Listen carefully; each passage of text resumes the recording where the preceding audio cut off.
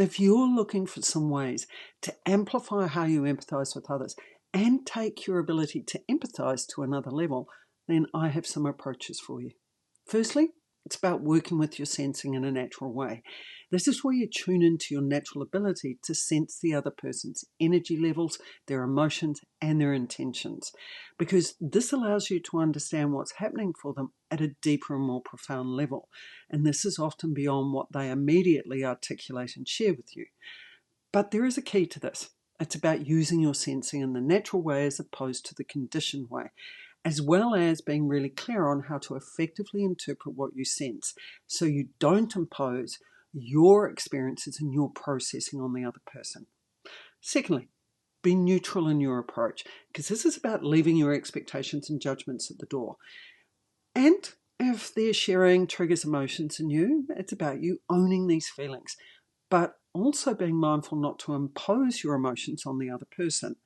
See, true empathy requires creating a space free of bias. And the key here, well, it's about identifying when you've been triggered and being able to manage your emotions in the moment so that you don't emit them or project them on the other person that you're empathizing with. Thirdly, focus on the person you're empathizing with. I know that seems really obvious. And yeah, it can be a struggle for some people. This is about keeping your attention on their process, what they've experienced, how they feel, and the journey they're on. Let their experience guide the empathy you offer, and this will ensure the support that you're giving them remains centered on them. Because I don't know if you're like me, but far too many people I've had empathize with me, well, they actually take the focus away from the person who is sharing and they make it all about themselves. And that's because they're identifying with the emotions and the process and they get caught up in their own processing.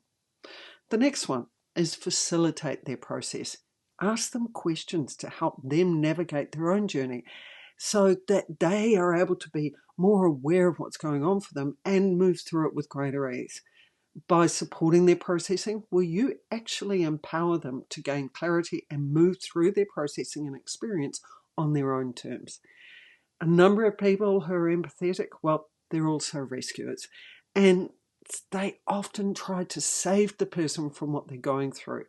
And what results is they impose their need for them to be all right, and they impose their process on the person they're empathizing with. And this dilutes the other person's process and journey. And finally, help them find their answers. That is, unless they have asked you to provide some suggestions. Instead of offering solutions, guide them to discover the answers they know are right for them, that are within them. And only offer suggestions if they ask, or if after you've asked if they want your suggestions and they confirm they're open to it, then share your perspective. You're not required to solve the problem. You're not required to fix them and make it okay for them. You see, empathy is about the person you are empathizing with being important. It's about them knowing that they matter, that they are heard, that they are understood, and that they are accepted. And this is the gift that you share with them when you empathize with them.